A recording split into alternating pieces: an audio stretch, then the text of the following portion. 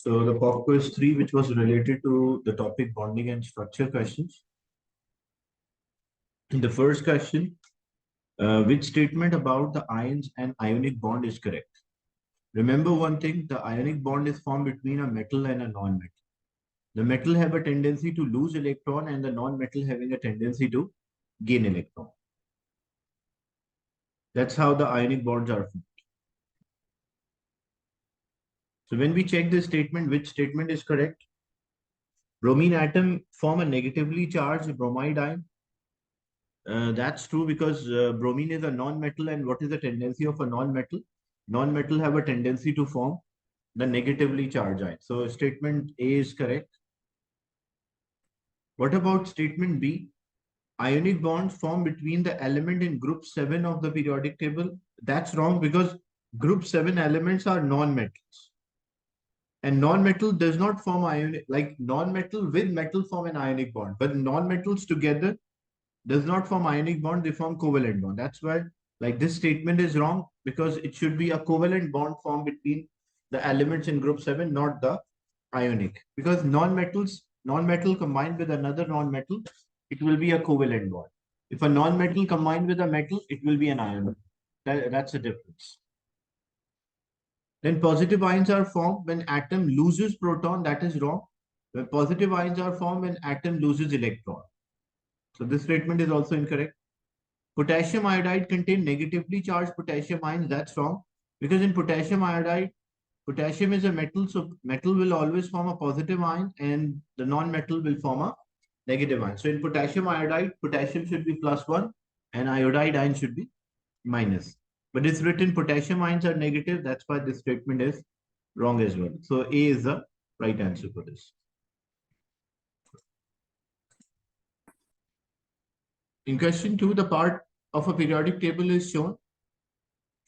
So first, which type of chemical bonding is present in oxide of F and in oxide of G? Means like if oxygen combined with F and oxygen combined with G, what kind of bonding will be there? So how to identify?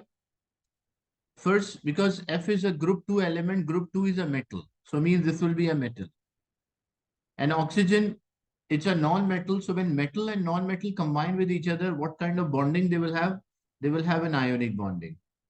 But when G combined with O, and G you can see it's a non-metal. So this is a non-metal. And oxygen is also a non-metal. So when non-metal combined with another non-metal, what kind of bonding they will have? They will have a covalent bonding. So G and O will have covalent bonding and F and O will have ionic bonding. That's why option C will be the right answer. Is it clear? Yes, sir, clear.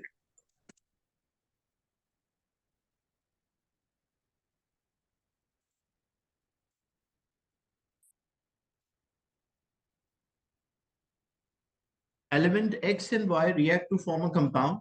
Element X loses 2 electrons and element Y gains 1 electron. So if element X is losing 2 electrons, so what should be the charge? It should be 2 plus or plus 2 because it is losing 2 electrons. If it loses 1 electron, it will be +1. 2 electrons plus 2. 3 electrons plus 3. But element Y gains only 1 electron. So when it gains 1 electron, what should be the charge? The charge will be negative. So charge on X should be +2 because it is losing 2 electron. Charge on the X will be positive +2 because losing 2 electrons. Charge on the Y will be negative or -1 or 1 minus as it is gain 1 electron. And what will be the formula of a compound? How to write a formula of a compound? So we write the valency like X is +2 and Y is -1. So we cross multiply the valency. 1 will come with X and 2 with Y. So it will become XY2. So it will become XY2. The formula for compound will be XY2. And the charge on Y should be minus and charge on the X should be plus. So it should be B.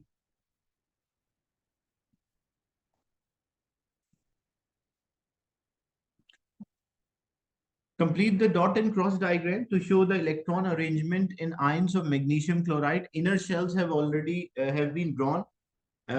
Give the charge on the ion. First, you should know the electronic configuration for each of them using a periodic table. Magnesium is 12 and 24.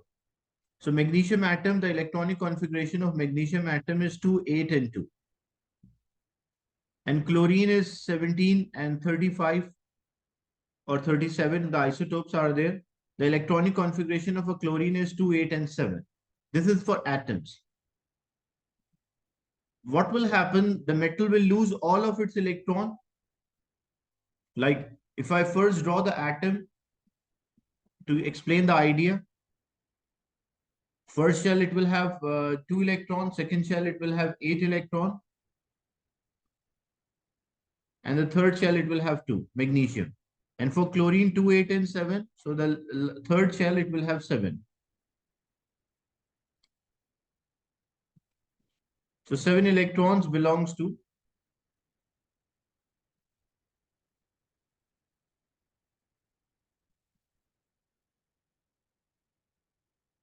chlorine. Now what will happen? As we know, metal will lose all of its valence shell, last shell electron. So, and non-metal will gain electron to complete octet, like 8. So 7 are already there. One, it will take like one of the electron from magnesium transfer to one chlorine and the other electron transfer to the second chlorine. So as a result, what will happen when these two electrons are being transferred? You don't have to show these arrows just for explanation.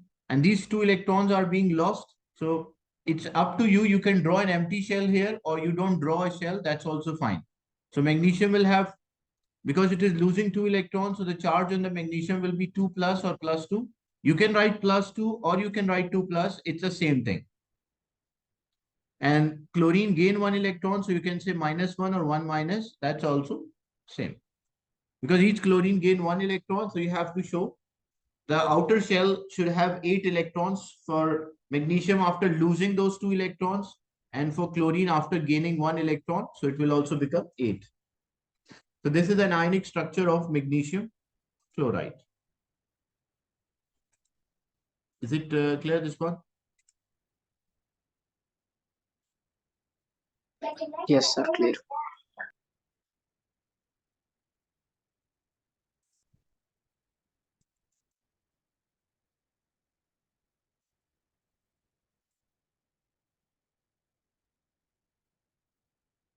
Then we have to draw a dot and cross diagram to show arrangement of electron in a molecule of carbon dioxide. So how we can represent the molecule of a carbon dioxide? First, we have to check because covalent bonding between the non-metal. So carbon is there, carbon belongs to group 4. So group 4, they share 4, and how many unshared will be there? 0. And oxygen belongs to group 6. So group 6 share 2 and unshared will be 4. So first we start with the atoms which are at the end. Like oxygen is there, carbon is at the center, oxygen is at the end. So we start with oxygen. And dot and cross, so example, if this oxygen share 2 electrons, so carbon can only share 2 from that side. Total it will share 4, but 2 from that side where oxygen is sharing. And same thing, how many unshared electrons are there on oxygen? There are 4 unshared electrons. So we draw 1, 2, 3, 4. Same thing for this oxygen. If this oxygen share 2, carbon will share 2 from that side and unshared will be 4. So there is no unshared electron for carbon. You can see all 4 of the carbon electrons are being involved in the bonding, and oxygen 2, each oxygen 2 electrons involved in the bonding, and unshared will be 4. So this is the structure of carbon dioxide. Why it is of 2 marks? 1 mark is for showing this correct, like double bond is there or pairs of electrons, and 1 mark is for showing the lone pairs, the pairs which are not involved in the bonding.